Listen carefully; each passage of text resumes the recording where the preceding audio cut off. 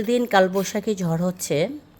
So এই ঝড়ে আপনাদের যারা আম গাছ আছে, ছোট হোক বড় হোক 12 মাইয়া হোক, যে কোনো আম গাছ থেকে আম পড়ে যাচ্ছে, প্রচুর আম পড়ছে।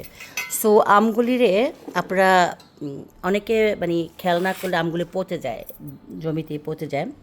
সো আমি হচ্ছে আমগুলিরে এই যে ধুয়ে মানে দুই স্টাইল করা যায়, কেটেও ধোয়া যায় আবার না কেটেও ধোয়া যায়। আরেকটা ভিডিও বানাইছে যে কেটে ধুচ্ছি, আর এটা হচ্ছে যে এভাবে ধুয়ে এই যে মুখটা কাটবে, মুখটা কেটে জাস্ট এই এরকম করে ফালিয়ে দিবে।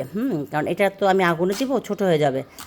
অনেকে লম্বা লম্বা করে দেয়, অনেকে ছোটো ছোটো করে দেয়, বাট আমি হচ্ছে এই সাইজটা করেছি ছোলাসহ। কারণ আমরা হচ্ছে খিচুড়ির সাথে এবং গরুর মাংস দিয়ে আচারি গোস্ত, আচারি খিচুড়ি, আচারি মুরগির মাংস সব কিছু আচার দিয়ে করবো, এই জন্য। সো আপনারা যদি এই কালবৈশাখীর যে আমগুলি না মাটিতে পড়ে যায়, সেগুলি টোকাইয়ে আপনারা কিন্তু এই কাজটা করতে পারেন। এটা সারা বছর সংরক্ষণে রাখা যাবে। তো এটা আমি এখন একটু হালকা শুকাবো, লবণটা দিব না, লবণটা দিলে পানি উঠবে, তাই শুকিয়ে লবণ চুলার মধ্যে দিয়ে একবারে মানে 2 দিনের মধ্যে আমার আমের আচার হয়ে যাবে ইনশাআল্লাহ।